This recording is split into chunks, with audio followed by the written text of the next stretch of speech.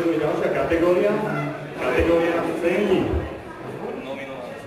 Nominované sú prcavé záležitosti. Ako prvé.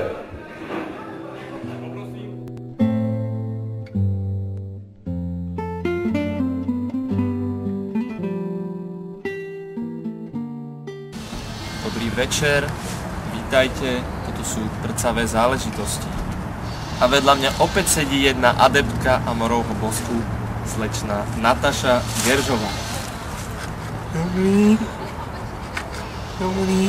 Zdravím vás, Nataša. Dobrý. Tak, ako sa u nás cítite? Dobrý. Fajn, som rád, že sa naši hostia u nás dobre cítia. Takže, Nataška, prejdime k veci v zmyslu našej relácie. Povedzte mi, ako by mal vyzerať váš Adam? Adam nepoznám Adama, ale u nás na ulici jeden vlčiak sa volá Adam, je pekný, pekný. Áno, áno, toto je nádherné meno pre vlčaka, Adam. Ale ja som to myslel tak metaforicky, tak jemne. Áno, Nataška, takže ako by mal vyzerať váš vysnený Adam? Mal by byť vysoký. Vysoký. Fajn, takže vysoký, ale blondiak alebo brunet?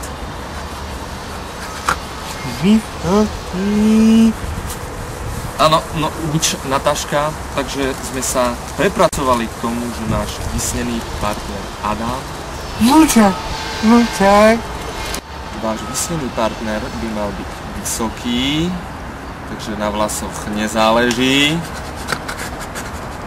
Pozrime si do kruhu. Vysoký. Do kruhu.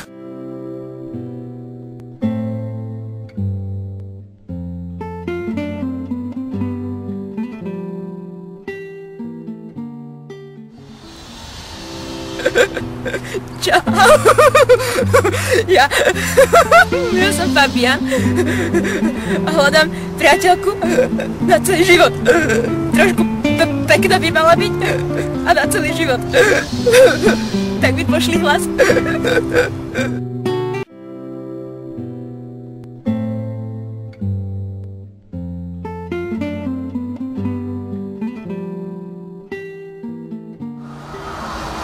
Nataška, to bol prvý adept.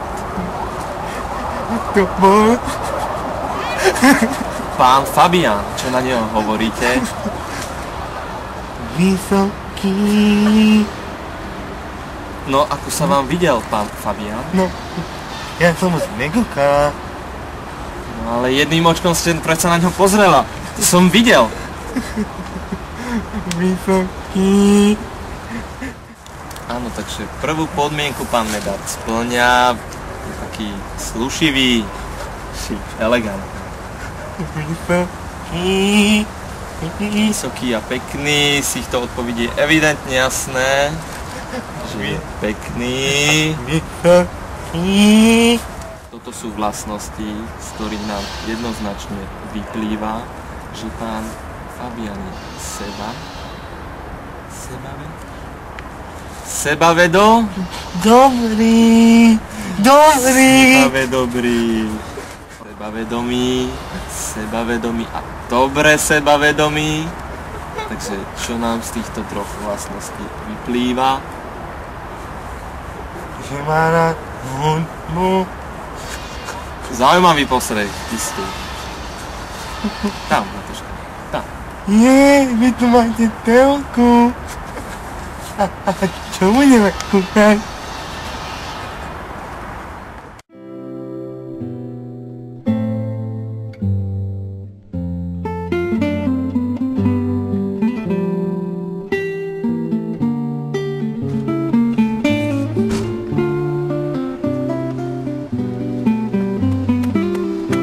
Hej, môj! Nechceš do prcavých záležitostí? Ne. Ale no, poď!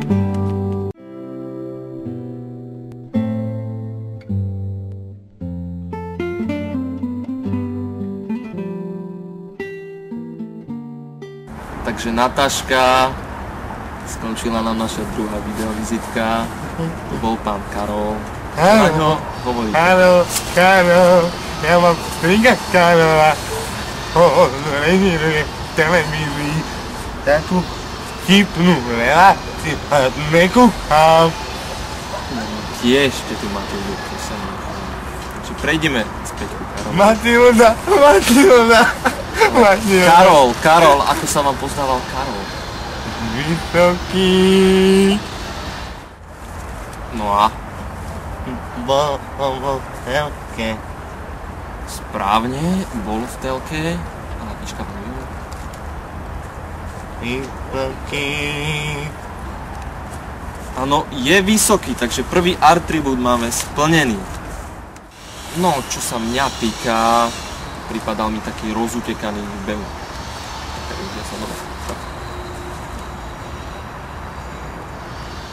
Áno, takže z toho by sme mohli usúdiť, že pán Karol, okrem toho, že je vysoký, bol v telke, jeho zamestnanie veľmi hektické, ponáhla sa, rád behá, ale určite to niekam dotiahne.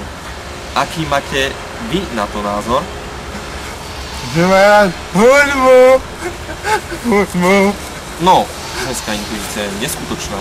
Určite má rád hudbu. A teraz si pozrieme ďalšiu video do pani Natašky. A nemáte ovládať to?